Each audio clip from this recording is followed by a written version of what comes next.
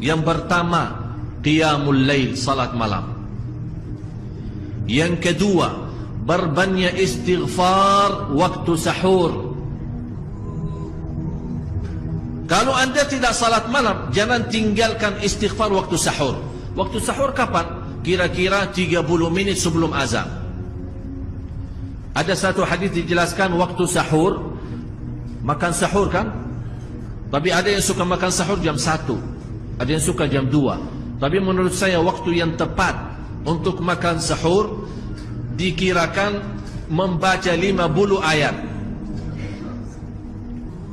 Membaca 50 ayat. Kalau bagi kita 50 ayat ya setengah jam lah. Dah tahu bagi bapak ibu gimana? 1 jam ya bolehlah, 1 jam dah apa-apa.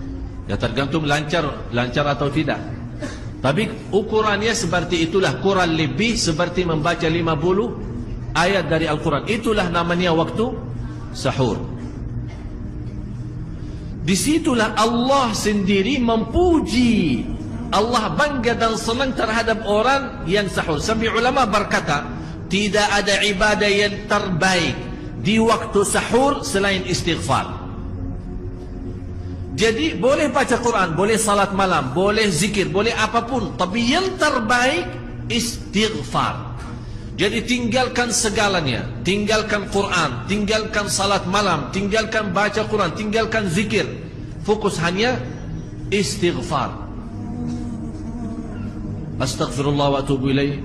Termasuk istighfar Allahumma anta rabbi la ilaha illa ant, yang bapak ibu tahu sayyidul istighfar, yang terutama, yang paling luar biasa. Allahumma anta rabbi la ilaha illa anta khalaqtani wa ana abduka wa ana ala ahdika wa wa'dika mastata'at a'udzu bika min syarri ma sana'at abu'u laka bi ni'matika alayya wa abu'u bi dhanbi faghfirli fa innahu la yaghfiru dzunuba. Ya Allah, kalau kita fahami doa ini luar biasa. Oleh karena itu kata Rasulullah, barang siapa yang membaca sayyidul istighfar kemudian di malam hari dengan keyakinan dia meninggal habis baca istighfar, masuk surga. Masuk surga. Berarti ini salah satu doa yang menjaminkan dengan mudah masuk surga. Yang ketiga, berbanyak sedekah. Sebenarnya bukan istilah berbanyak sedekah. Kadang-kadang orang bersedekah 100 juta, udah saya sudah bersedekah 100 juta. Bukan itu. Bukan yang dimaksud berbanyak sedekah itu dari sisi uang itu banyak atau sedikit, bukan. Yang dimaksud rahasia sedekah, ta'ahudus sedekah, istiqamah bersedekah. Istiqamah. Itu tidak menjadi masalah besar maupun kecil. Itu tidak menjadi masalah. Karena bagi Allah tidak ada artinya besar maupun kecil. Kita tidak memberikan kepada Allah. Karena Allah Maha Kaya. Tapi rahasia sedekah itu kita terus menerus sedekah. Siang, pagi, malam, siang, pagi, malam, pagi, besok, terus minggu depan. Tidak pernah berhenti. Setiap ada kesempatan selalu kita membawa sedekah. Itu namanya ta'ahudus sedekah. Jadi bapak ibu, jangan nunggu hari tertentu, bulan tertentu, malam tertentu kita bersedekah. Jangan. Setiap kita merasa ada berita baik, ada berita maupun ada berita buruk yang menyakiti perasaan kita di rumah tangga kita, anak kita, suami kita, istri kita, apapun, langsung segera sedekah. Disitulah rahasianya. Ikatkan seolah-olah kita sudah membuat perjanjian antara diri dan sedekah. Dalam segala hal, hal senang maupun hal tidak, hal bahagia maupun hal sedih, hal bangga maupun hal lagi menghadapi kesusahan, kesulitan, selalu sehat dan sakit. Terus yang keempat, zikir, berzikir pagi hari dan sore hari. Berzikir pagi hari dan sore hari. Ini 4 hal bapak ibu. Berdiri malam hari, itu yang namanya tahajud, banjanya atau lamanya berdiri. Berbanyak istighfar waktu sahur. Yang ketiga, berbanyak sedekah.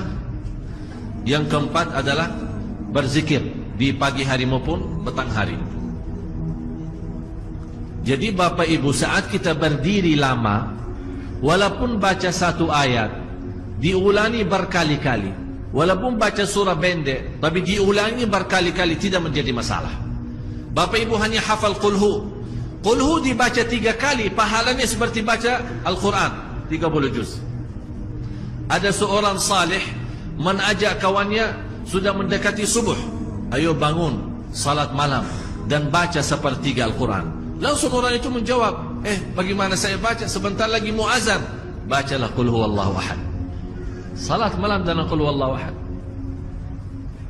Allah maha adil dan Allah maha kasih sayang.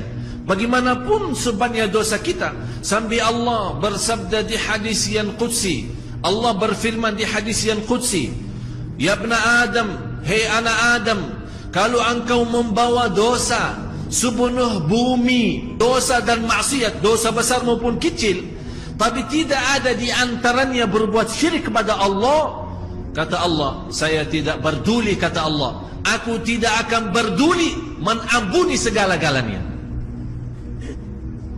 Artinya bagi Allah sangat kecil dosa itu yang sepenuh dosa bumi.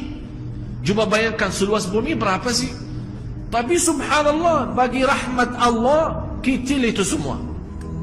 Dalam salat jangan berbuat syirik besar, bersentuhan hak Allah subhanahu wa ta'ala.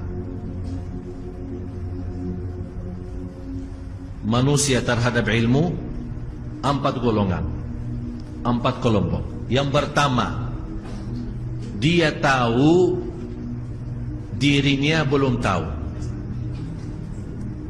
Yang kedua, dia tidak tahu, dia tidak tahu. Yang ketiga, dia tahu dirinya tahu. Yang keempat kira-kira apa?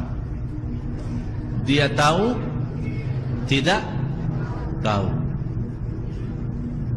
Itulah qul hal yastawi alladhina ya'lamuna walladhina la ya'lamun. Apakah tahu, apakah sama orang yang tahu sama yang tidak tahu? Berarti yang tahu 2 golongan, yang tidak tahu juga. Yang tahu dirinya tidak tahu, ada yang tahu dirinya sudah tahu. Ada yang tidak tahu dirinya tidak tahu, ada yang tidak tahu dirinya tahu. Mudah-mudahan Bapak Ibu di hari ini diberikan oleh Allah kecerdasan fikiran, bisa memahami ayat ini.